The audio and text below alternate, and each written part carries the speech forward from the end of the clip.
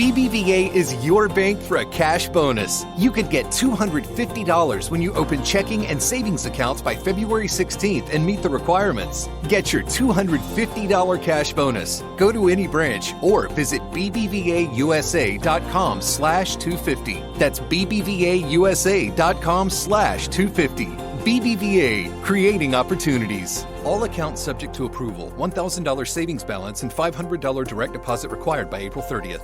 Start the new year right during the Xfinity Hello 2021 sales event. For a limited time, get Xfinity Internet and mobile together for only $35 a month for 12 months with a 1-year agreement. And mobile with our 1 gig wireless data option. Plus, get $250 back. This sale ends soon, so visit Xfinity.com, call 1-800-XFINITY, or visit an Xfinity store today. Internet offer requires paperless billing and autopay. Ends 1/11/21. Restrictions apply. New performance starter plus internet customers only. Equipment taxes, regulatory recovery, and other fees extra and subject to change. After term regular rates apply. TheChairshot.com.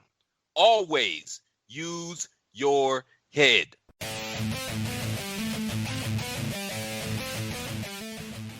Hello everybody, and welcome to another episode of the 5 Rounds Podcast. The other podcast out there with the cardio for those deep water championship rounds. I am Mags, and with me today my son Carlos. Carlos, how are you? Tired, but... Yep. Back on actually watching some UFC though, which is good, and it's the start of another quite lengthy run of weekly events for UFC, so can't really complain that much. We've just literally finished watching UFC Fight Night Vegas 18, Alistair Overeem versus Alexander Volkov. I'll just quickly run through these prelims. So we started the card in the featherweights with Ode Osborne getting the first round knockout against Jerome Rivera. Then we stayed in the featherweights and we saw Timo Valiev picking up the decision against Martin Day. Third featherweight in a row, Choi Seung-woo getting the decision against Youssef Zalal. And then going into the flyweight division, Lara Procopio picking up the decision against Meatball Molly McCann, who left her gloves in the octagon, maybe signalling that Molly McCann's time as a fighter might be done. No, she put her tweet out basically saying that she did it out for her dad, like she's still got fight left in her. She's not retiring. Fair enough. Then we went into the women's bantamweight and got another decision, this time Carol Rosa against Jocelyn Edwards.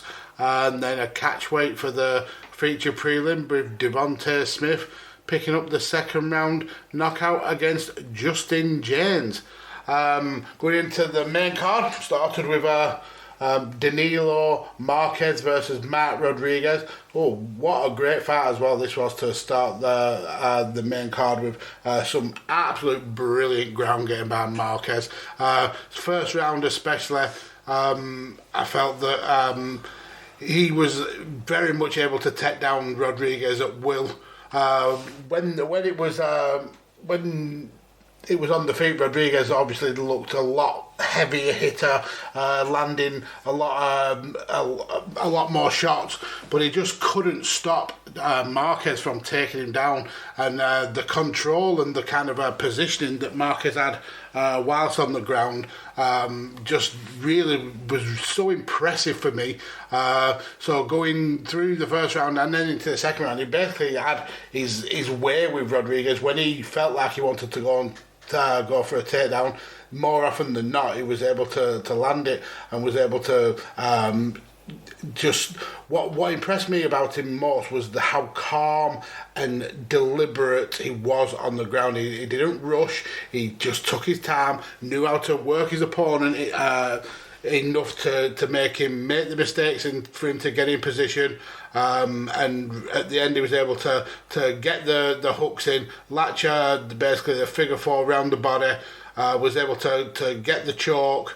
Rodriguez tried his best to fight it out, but Marquez just absolutely put him asleep, and I'm not even kidding. He was a tough guy for Rodriguez not to tap, and he just went fast asleep, and Daniel Marquez picks up a great submission victory.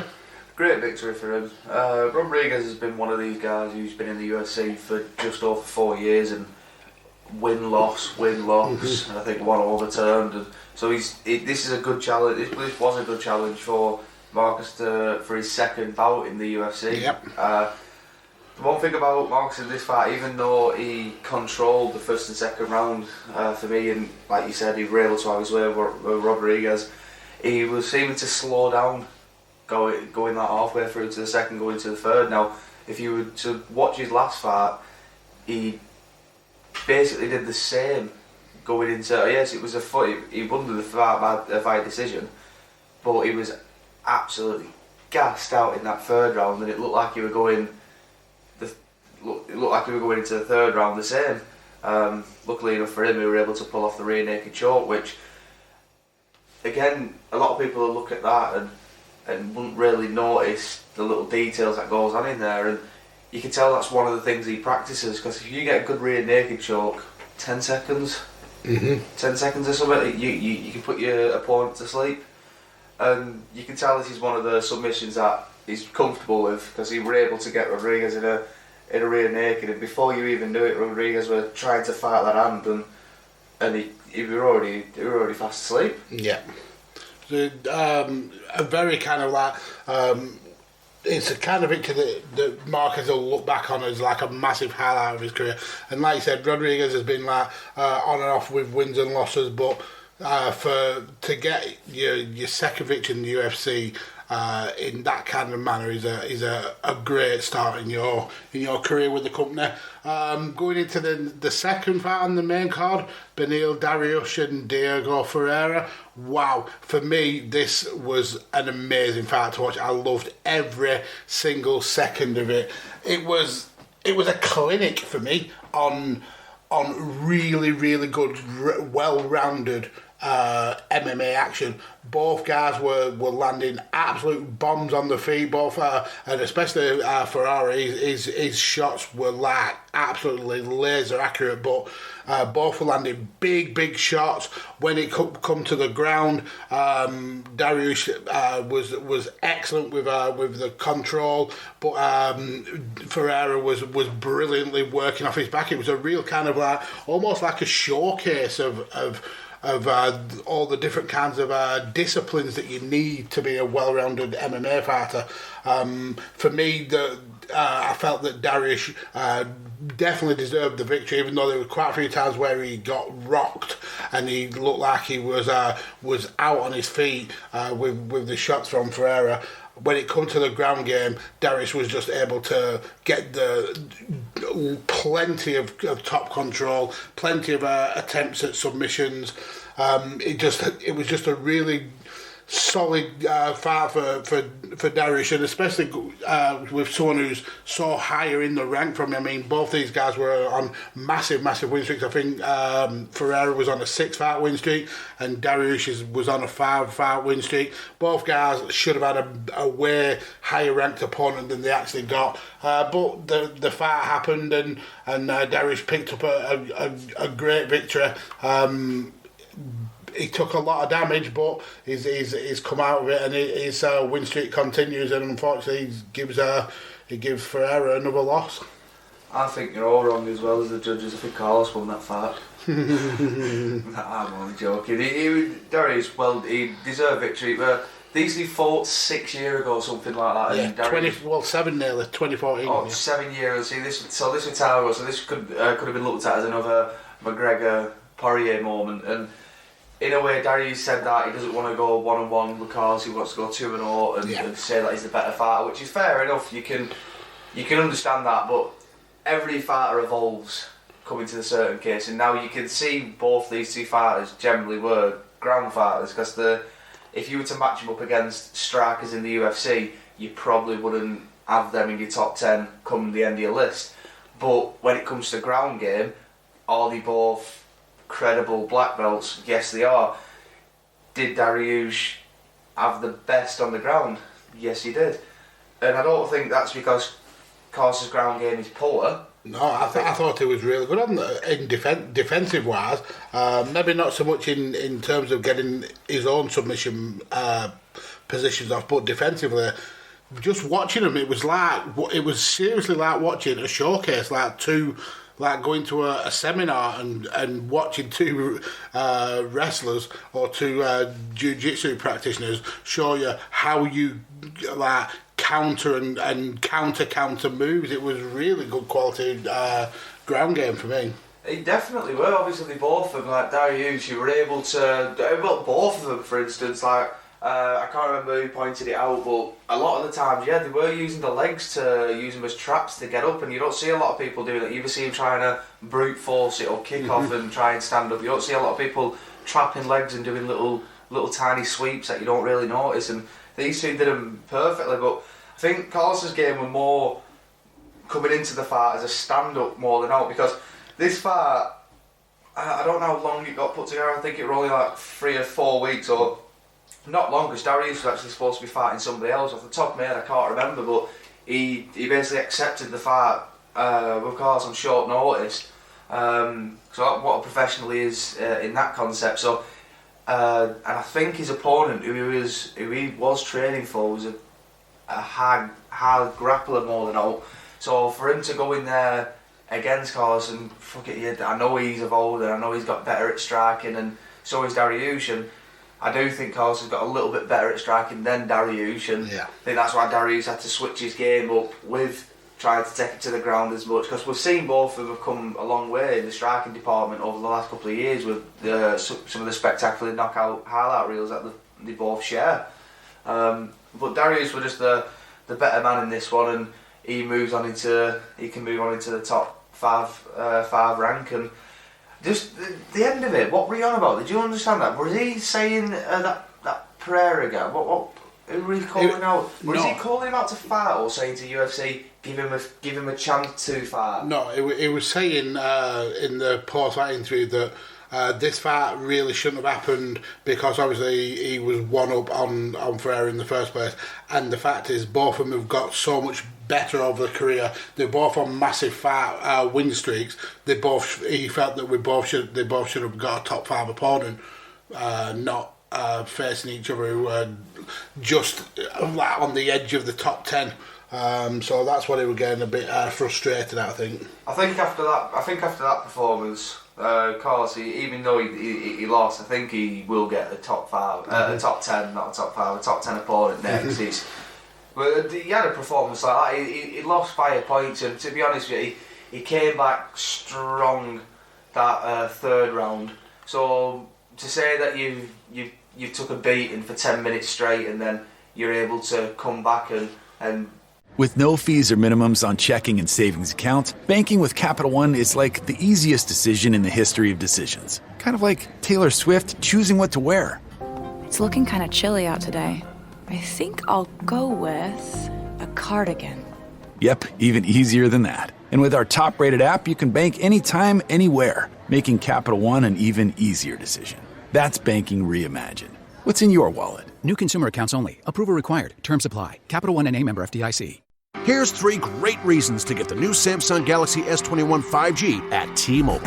1, it's free for both current and new customers when you trade in an eligible device. 2, T-Mobile's the leader in 5G coverage. So 3, you can unleash 5G speeds in more places with your new phone. Get the new Galaxy S21 free at T-Mobile, the leader in 5G coverage. Phone via 24 monthly bill credits plus tax. If you cancel credit, stop, and balance on required finance agreement may be due. Contact us. Qualifying credit and consumer plan required. See details at T-Mobile.com. In the judges' eyes, take the fight, not enough to win the fight, but just take that round. And as well, good on him for his coaches. Like DC even shouted about, like the coach. Some coaches bullshit the fighters more than out, and his coaches straight up to him. Do you want to win this fight? Well, if you want to win it, you're gonna have to go finish him. Because if you don't finish him, you're losing this fight. Simple as that. To be fair, a lot of the coaches in this event did the exact same thing. You know, I think I only realised that I only seen the coaches doing that after when DC said it. Like after when the first people did it, and DC said something. Obviously, them coaches have been watching the screens backstage, so it's like it just makes you wonder if they've done it just to please the fans because the commentators picked it up, or do you reckon they would have actually done that in the first place, or do you reckon they just would have been one of them coaches who, like I said, bullshits the fighters a lot? Yeah, who knows, but at the end of the day, having a bit of honesty is refreshing when it comes to your corners. Absolutely. But going into the third fight, and this could not have been night and day compared to the Dariush and Ferreira fight, because this was a a drag to watch.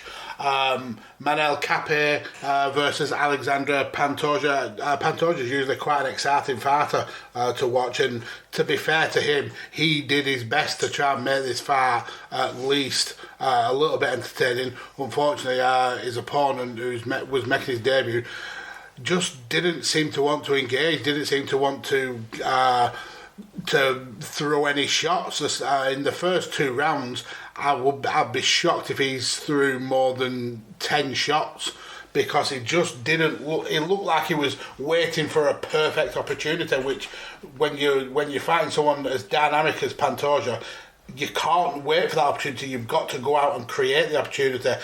So for the first 2 rounds, Pantoja was able to just stick and move, land the kicks and the punches, and then just get out of the way, knowing that Capé was just not going to throw anything. When we did throw some stuff, it was exciting. You can tell he's definitely got some sort of power and skill there, especially at the end of the first round. He threw almost like an acrobatic kick, which it did miss, and he ended up going on his back, but at least he showed a little bit of skill and a little bit of quality there. But there was just too little too late of it.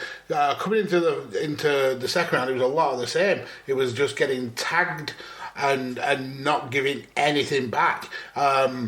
Weirdly though, in the second round, he seemed to be quite comfortable standing like in the phone box and taking the shots, but not giving any out, which was really weird. Like he wanted an ass whipping or something. Third round, he did kind of up the pace a little bit, but it was just too little, too late. You can't stand there and basically take a whipping for 2 rounds and then just think, oh, I'll turn it up in the third round and pick off the victory, because it's not going to happen. And it got even weirder when he was kind of like trying to showboat as if he was winning the fight when he clearly wasn't. Anyway, it went to the judge's decision. And Pantoja got, for me, I thought the victory was well deserved. So, I mean, there's not really a lot more to say because there was not a lot of action in this fight. Well, so like you said, Pantoja tried his best. I think a lot of people forget about Pantoja. I'm just going to call him Alex. I think a lot of people forget about Alex. Like he's very good off his back, and because he's Brazilian, a lot of people stereotypically, I think, just jump to the fact he's Brazilian. He's good. He's in the UFC. He must be good at. He must be a Brazilian jiu-jitsu guy, and a lot of them are surprised to find out that he started out in Muay Thai and he's undefeated in Muay Thai. And so when it comes to stand-up, he's not bothered about walking you down, because if you try and take him down, he'll welcome it, because he'll either reverse it or counter it or get back to his feet. So he's not too bothered about it. So going on to obviously the Manuel, for me, he seemed like he had the first octagon jitters. Yes, fair enough, he's a professional in other organisations, but the UFC is the biggest one with the biggest R's in it, so you're going to have some sort of nerves coming in there. And I think he came into the UFC with, I don't want to say a heart train, because it's not exactly a heart train, but he had eyes on him coming into the UFC. He had expectations, if you would, and unfortunately he didn't live up to them. And I think his career outside of the UFC, doing that sort of Dominic Cruz and Anderson Silva sort of fighting style, worked for him against these opponents who aren't elite level opponents, who will get a bit confused with the way you movement. You're so confident with your hands down, and like you say, I think it was in the first round where he did the Ali shuffle, and it was like, some fighters, yes, fair enough, they'll get confused about it. It's like, oh, he's confident with his foot movement, innit? Like, Jesus Christ.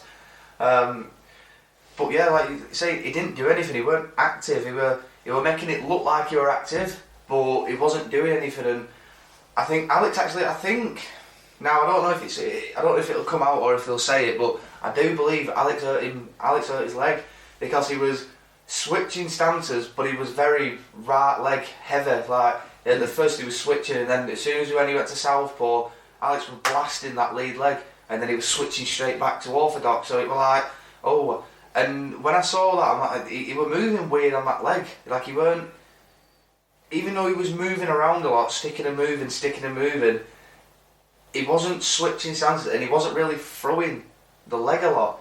So maybe that could have took it off his game. Obviously, like McGregor last couple of weekends ago, when Dustin kicked his leg, he get kicked in the leg, especially in the different parts of like the calf kicks, because that's what Alex was throwing, a lot of them calf kicks at they're basically kicking into the ankle, and a Muay Thai guy, he'll kick you all day. It won't. That's what Muay Thai. A lot of Muay Thai's elbows, knees, and kicks. A lot of people know it for that, and you can just tell Alex is one of them Muay Thai guys, and he were able to get the job done over an opponent that I said had eyes on him, and I just think Manuel he's good. You can see the talent, you can see the potential in him.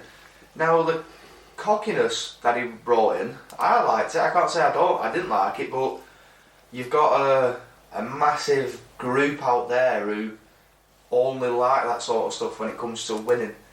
Because when they'll quickly jump on you, oh, look at this cocky guy, he's like, look at Kevin Lee for instance, how much shit he talked and how much shit people give him, and it's like you can quickly have them fighters and fans sort of turn on you in that sort of aspect.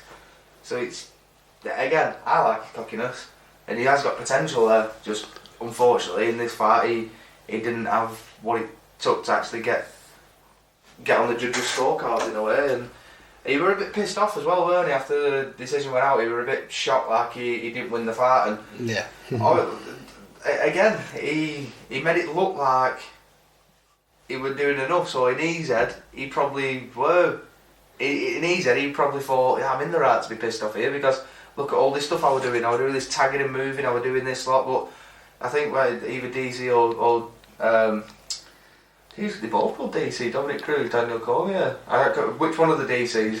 Can't remember which one they said it, but when he goes back and watches that tape, he'll realise how many leg kicks and calf kicks he actually absorbed and how many times he actually got tagged. So it's just one of them. You lose and you learn, but in this case for Alex, you win and you move on. Yeah, absolutely. Going into the next fight of the two veterans.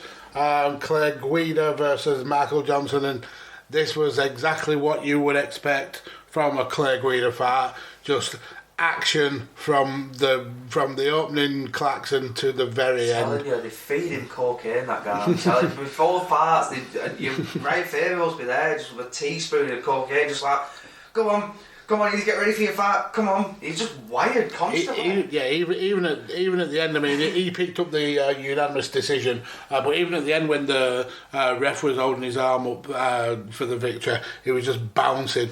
Started off exactly how he would start off, running to the middle of the ring, just landing great shots. Typical Clay Guida, gets cut. He had a cut in his hairline. So he starts bleeding pretty much straight away. Great slam from Guida to Johnson to get him onto the floor. Guida did really well in this first round to keep Johnson down on the floor for quite a while, but Johnson was able to get up. But Guida was just relentless in his attack. So this guy reminds me of Justin Gaethje. He doesn't have any kind of like reverse gear. He just goes forward, whether he's getting hit or not. I mean, we've seen him get knocked out and he's fell forward when he's been knocked out. But he's landing some massive shots. Johnson proving he's got a good chin. Going into the second round, and again, Clay Guida just literally run into the middle of the octagon. I just love him. He's just the passion he's got. He's just got no kind of slowdown. He don't take a break. He's got cardio for days. Again, he was able to get the takedown. Was able to get Johnson in like almost a seated position. Was trying to work the back. But once he realised that he wasn't able to do that, he just was able to transition and keep Johnson on the floor. But once they got back to the feet, again, Guida was just the quicker with the shots. Johnson was good with landing his own shots, and he has a lot of power, but Guida's just got that kind of volume that he just keeps firing at you for 15, 25 minutes, whatever kind of match he's in. And going into the third round again, it was a case of Guida scoring the takedown, getting the kind of points on the judges' scorecards, and just doing it a plenty of offense to basically pressurise Johnson and really frustrate him. All the way through this third round, Guida had Johnson struggling on the floor, almost got the choke right at the end, but Johnson was able to fend it off. Great kind of like, and almost like the Dariush and Ferreira fight from earlier, but a great kind of showing of ground game from Guida, and great showing of defence from Johnson. But yeah, Clay Guida picks up a well-deserved unanimous victory. Or tranquilizer. Reckon that'll work. Reckon that'll slow it down a bit. A shotgun. The only thing that's slowing Clay Guida down is a shotgun. There's absolutely no. You wouldn't think he's been around for absolutely donkey's years. He's still his 30th UFC fight. Unbelievable. Over 80 professional fights these two have had combined, and it's just absolutely mental for near enough as well. Most of them being in the UFC, they've been in the UFC that long, and it's one of them fights. What you look at, it's like you don't really have a dog in the fight. It's like you like them both. You don't really matter who sort of wins. You're gonna feel bad for one of them, and you're gonna feel happy for another one of them. And in this case, Johnson just seemed to lose the fight because of what he's known for, his lack of wrestling defence. And for someone who's such high level and been around for so long, you'd think that, I don't know, something had evolved in his game over time with that sort of stuff. Maybe it's just one of them certain circumstances where you can't teach an old dog new tricks, but Clay Guida did exactly what you think Clay Guida would do. He's got such a basic game, but that's what makes him exciting. He can use it, because it's either his wrestling and his pressure, or his right hand, or his head kick. He hasn't really got much more than that, and just to say them three things and he's still fighting at elite level and winning, is just amazing for him to say that he's been around for such a long time. And the three weapons that elite athletes would go, I'd beat that every day. And he makes it work for him just with how much pressure he's able to just put on you, and just from start to finish, he does not stop. He's honestly like a wild dog. Once that collar's come off, he's not stopping up until he gets healed again. And that's exactly what Clay Guida is. And with his wrestling, his trademark, obviously going from Uriah's team, what's it called? Alpha Male. Being an alpha male, they're such, because they generally, the smaller guys come from there, and with the smaller guys they've got a lot more energy, a lot more faster, a lot more sharper, and when they're wrestling there, it's just wrestling drills, and a lot of people, especially in America, they'll know with how much wrestling it takes a lot of stamina out of you as well. So you're using a lot of strength, and it builds you up. You get stronger from wrestling. And that's what Clay Guida's been able to do, because he's been doing it for so long. That's why he's been able to have good cardio over so many years, and been able to actually keep that sort of pace over the actual 3-5 minute rounds that he's having in the UFC. And as well with the guillotine, he's well known for his guillotine. And in this fight, he had it opened up a couple of times, and he just thought, fuck it, I'm not going to do that, I'm just going to punch him in the face again and see if he can hit me back and see if I'm still awake afterwards. And that's one of the other exciting things about Clay Guida. He's one of them fighters who you don't care who he's fighting, you just want to watch him fight because you know it's going to be a good fight. And as soon as he started bleeding, I thought, oh, here we go again. Scar tissue's opened up, this is going to be a bit of a bloodbath. And I was surprised how much it didn't actually. From where the cut were at the top of the head, they usually piss out with blood there. Yeah. I think his body's just been sick of bleeding that way. He's bled that much. His body's just like, no, fuck you. I'm not giving you any more blood. I'm not bleeding. He's just run out of blood. He's just run out of blood, and he must be. He's like a zombie. He just walks you down. Just walks you down, and he just doesn't stop. Well, a good victory for him, but this was more of a moral victory for him. Obviously, he's already a Hall of Famer, a legend, and probably not long off retiring. Can't really say that he's going to be in a title picture soon or a top 5 fight, because that's not going to be the case. But he's just one of that. I'm happy to see what he does if he retires. Fair enough. But if he has 1 or 2 more, I'll watch him. So let's get into these two core main event cards. Main event fights. Wow, if you were kind of like a casual UFC fan and you weren't really impressed with the ground game, these two next fights are going to send you home happy. Yeah, so watch it. Take less than 5 minutes. Yeah. So we go first into the bantamweight division with our former lightweight champion Frankie Edgar taking on the number 2 ranked Corey Sandhagen. Corey coming into this fight actually quite pissed off that he wasn't in the fight against Petr Yan. He felt he deserved the fight over Aljamain Sterling, which I don't particularly agree with, but I can understand him being pissed off because he is the number 2 rank. And he's just come up. Was he pissed off for? He's not long just come off a loss from Aljamain Sterling. I know, but you know what these fighters are like. But if he was pissed off, it was certainly Frank Edgar who took the brunt of it. Started off fairly in a typical Frankie Edgar way, where he comes and delivers, starts like trying to chop his opponent's legs down, really kind of pushing the pressure. Sandhagen was able to avoid some shots, and just as Frankie was coming in to rush him, Sandhagen just jumped, and I think I'm going to have to go back and watch the fight, but I think it was the only shot that he threw.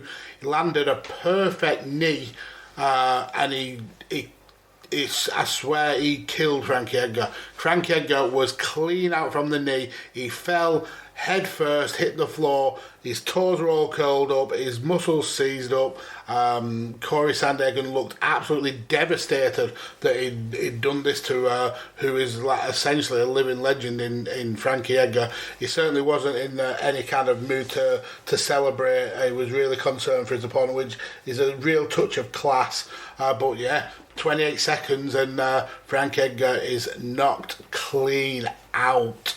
Yeah, you know what, I was apt about that, but now you said that, I'd say we were pissed off because we were going to be like, nah, fuck your flying Nick. Like, that's, how stupid can you sound? Like, you, 7th of June 2020, your first round submission loss to Aljamain Sterling. How do you think in any way that that you should be next? You lose a fight, then you're next in line for a title shot. Corey, explain that. How was that work out? In what? Fair enough if you was a massive name in the UFC fought as a money fight here, but let's face it, you ain't got that bargaining power, mate. That flying knee were alright though, I'm not gonna lie. Frankie Edgar, his full body were clenched, his feet were clenched, his toes were clenched, his biceps, his trap, everything. I feel sorry for him because it was just one of them horrible knockouts where you just think, fuck, I want to see his CT scan. Yeah. They don't let you see it. That's what pisses me off. As someone who's a sports science student, they don't let you see that sort of stuff, and it's like, I want to see it because it just goes to a lot of. I think it did actually educate a lot more people on the respect that these fighters deserve, and not only that, enlightens the fact of the danger behind it. As you've got a lot of people out there who want to be fighters, and a lot of people out there who are very ignorant to the sport, and if you to promote this side as well, I think you'd have a lot of more people training smarter, not sparring as hard constantly. Cause I know a lot of gyms out there, and I know a lot of instructors personally that as their fighters sparring hard week in, week out, and we all know that's not good, especially when you're taking heavy head shots in sparring and then you're still fighting and taking a lot of head shots. We've had, let's say, advocates come out for it, like Max Holloway, Tony Ferguson, people like that, who's come out and said that they haven't generally sparred, or if they have, they've done very little and it's been very light, and it's a lot safer. And I think if you were to just release some of that information, obviously with fighters' discretion, if they're happy to release their information, that's fair enough, but I think it'd just be knowledgeable for fans to be able to see that the other side's the part, instead of just going or getting in the cage and entertain us. I think it'd be, instead of just seeing these photos afterwards of a fighter with stitches in going, oh, I had a brilliant night, yeah, I lost, but thanks for the support. And I think they'd have a little bit more support if they found out a lot what's going on, a lot more backstage than what's just getting portrayed to them through a camera. So let's go into this main event. Alistair Overeem making a big deal of this being his kind of last push for UFC gold, that kind of one title that's eluded him throughout his storied career. Taking on one of our favourite fighters just because of the way he laid the smack on Greg Hardy, Alexander Volkov. I don't know how to feel about this fight.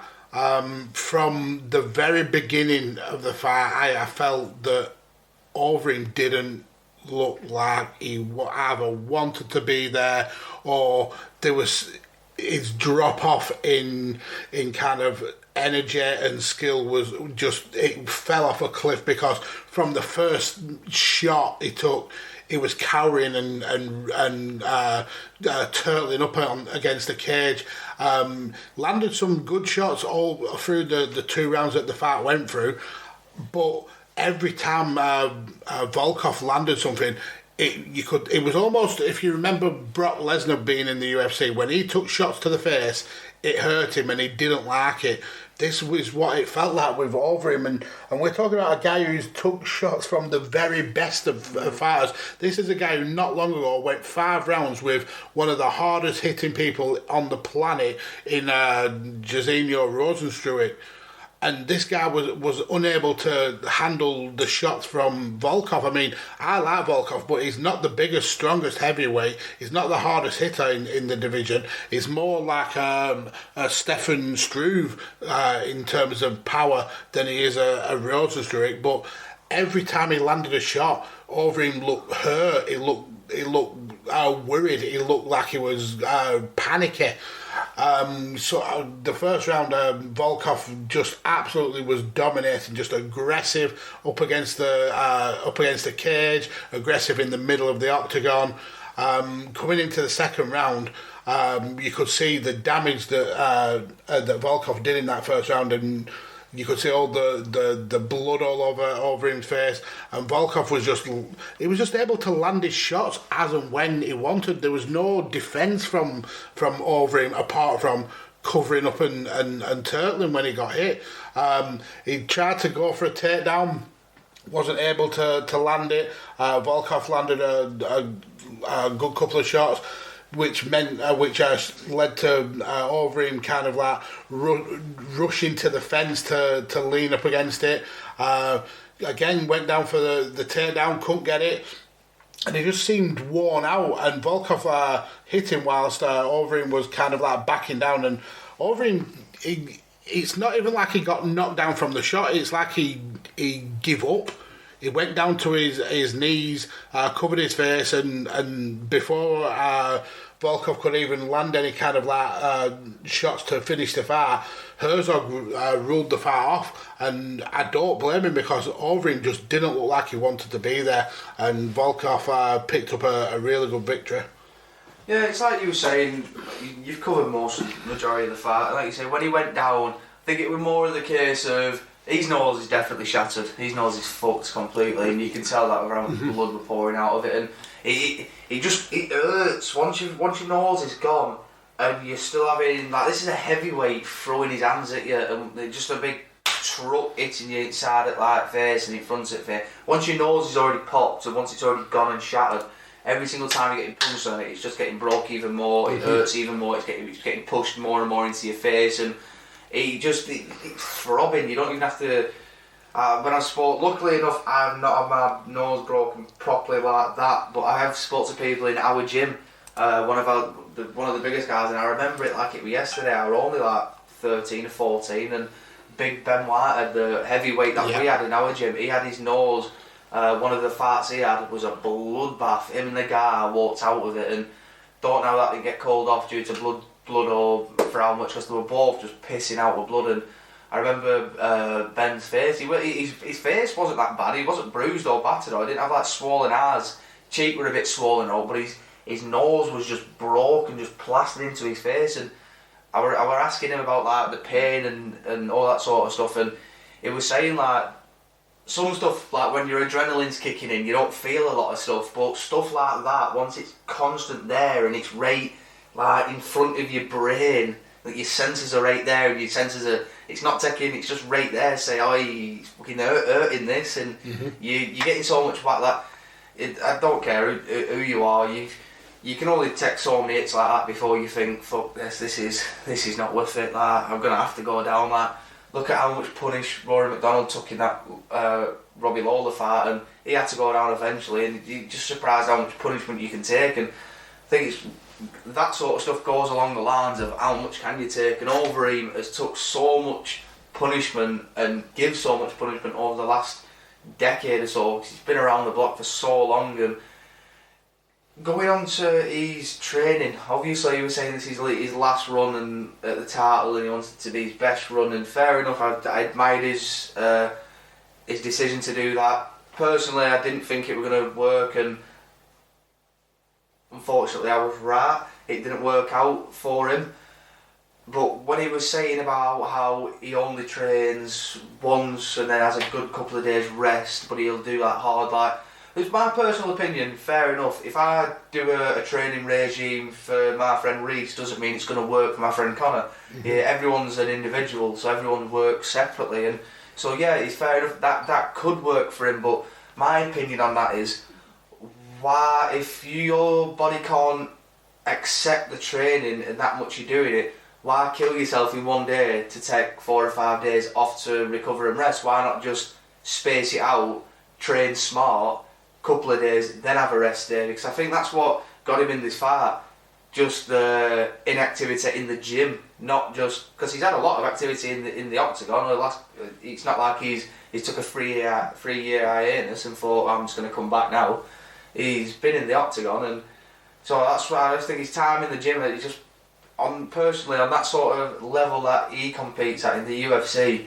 If you're one of these fighters that only can go into the gym once or twice a week, like look at Derek Lewis, how much trouble he were having with his back, and then he were only training. Well, he could only train for like half an hour at a time before his back was just in agony, and he felt like he couldn't stand up, and that sort of were wearing on him. And it's the exact same with Alistair. He's not getting the time in the gym, so he's not doing the techniques that he should be doing. He's not doing the drills that he should be doing. And whereas Volkov, on the other hand, he's evolved in the game. We've gone back to, like, look at when I said earlier about Michael Johnson, about you think someone like that could evolve in his wrestling defence game, and you can see where Volkanovski's evolved in that department over the last couple of years. Because when he just, like I say, I think they said it just a little over 4 years ago, he debuted with the UFC, and he were a bit on a rocky patch where it were 1 win, 1 loss, 2 wins, 1 loss, and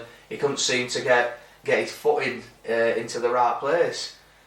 And I think that were all because of how many people was trying to take him down. Obviously, in his last promotions, he was a bigger guy, more intimidating guy. No one's just going to shoot in on him as quick.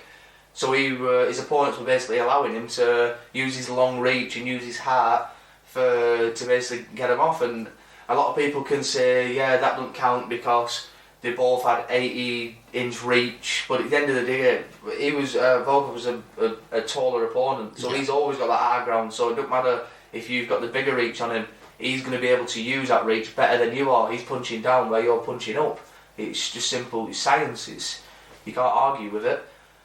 But where he's evolved in that game, where in the UFC, a lot of people aren't going to fucking stand there on the end of his punches and let him just like shoot off. So they have been shooting at him to try and take him down, and he's had to deal with that. It's all in the gym, in the octagon, people trying to take him down constantly. So his wrestling defense has improved so much now, where he can just let his hands go free. He can open up his shots because he knows if someone shoots on him, he's comfortable and confident enough that his wrestling defense will help him out, and the skill set that he's evolved in the gym will help him out enough in the octagon to where he can just defend the takedown, scuffle it, right, I'm back to neutral ground where you're in front of me eating my punches where I want you to be. And if he does that, because he's only young and still he's got a good fight and a good prospect for that heavyweight division. But Stipe Miocic came out earlier, I think it was either yesterday, saying, I know I'm only getting older, but at the end of the day I'm getting wiser as well. I think he's getting fighting with Ngannou soon, and he said at the end of the day, yeah, Ngannou might have got better, but so have I, and the outcome's going to be the same. And I think Volkov he's in that position where if he's on the right track, he could shine to be that next person in the position to where Stipe is, and it just makes it a lot easier, because if he is on that right path, he's got to look at the people who's in front of that then, because if Stipe goes, you've only got people like Bones and Ngannou to look at, Rosenstruck, so people who are still heavy hitters and people who are going to give you a challenge. So yes, you can do that to Overeem, but can you do this to the top 5 and top 3? Yeah, you make a lot of good points there. It's just a shame that this is how Overeem's going to go out in his career, and I suppose it happens to a lot of fighters. You don't realise that you suddenly can't hack it at the top anymore. These young fighters, and this just shows that we've said time and time again how quickly MMA is evolving, and it is leaving a lot of the older guard fighters behind. It definitely is. Like you're hearing a lot more fighters. I agree with Conor on the sense when he came out a couple of months ago, basically saying that a lot of the older ones should be choosing the fighters rather than just accepting the fights that the UFC are putting in front of them, because I understand that a lot of them are going to be looking for some money fights. A lot of them haven't got the sort of financial benefits or the career benefits that a lot of others have got. So a lot of them who have been fighting for a long time are going to want a couple of paydays to actually just get out and enjoy a little happy retirement with a little bit of a rainy day fun to support them. And I think that's where Conor's idea comes into play with these fighters. Let them sort of make their own league, make like a little Legends League, where it's people like Cerrone, people like all these fighters who know that they're not going to want to chase for a title, but they still have the love for fighting. Make that sort of stuff. I think it'll be good for them. They said you separating the bunch then, aren't you? The people who still want to fight and that you're giving them fight, but then you're not feeding them to the young upcoming fighters. Personally, I think them young upcoming fighters should be fighting the other upcoming fighters, because in this day and age, there's too many fighters who go, oh, I've beat that name, so I need that name. It's like, just because you've beat him, like, would you have beat him 5 or 10 years ago when he was kicking the shit out of everybody else? You got to ask yourself them sort of, beating him now when he's 10 years down the line, he's not really that impressive. So that's how I look at it. So next week we have got another numbered UFC event. And it's a massively stacked card. Gillian Robertson's back, taking on Miranda Maverick. We've got Ricky Simone and Brian Keller, and they're just the early prelims. On the televised prelims, Polyana Viana against Mallory Martin, Bilal Mohammed against Diego Lima, Jim Miller against Bobby Green, and then a main card. We've got Pedro Munoz versus Jimmy Rivera. Ian Harnish taking on Kelvin Gastelum, Macy Barber taking on Alexa Grasso, and then the main event, the welterweight championship on the line, Kamaru Usman taking on perhaps his most dangerous opponent yet in Gilbert Burns. So that's going to be a war of a fight. So definitely come back and listen to what we thought of that show next week. But that's it for today. Before I go, definitely go on the Shooting the Sports-ish YouTube channel and check out Carlos's side project of interviews with up-and-coming fighters and coaches in MMA. He's absolutely killing it on YouTube and on Podbean with the numbers. So go and give him a listen there. Follow the show at DJ Kirby. Follow Carlos. Follow me at DJ Kirby, should I say? Follow Carlos at Kirby_Carlos. Follow the show at 5 Rounds Pod on Facebook, on Instagram, on Twitter. Follow all the networks: Visionaries Global Media, Chairshot Radio Network, and Shooting the Sports-ish. Thank you all for listening, and that is the end. Quick shout out to Juliana Roberts and her head coach, Dean Thomas. Stay tuned for a little secret behind that in the next couple of weeks. Adios, amigos.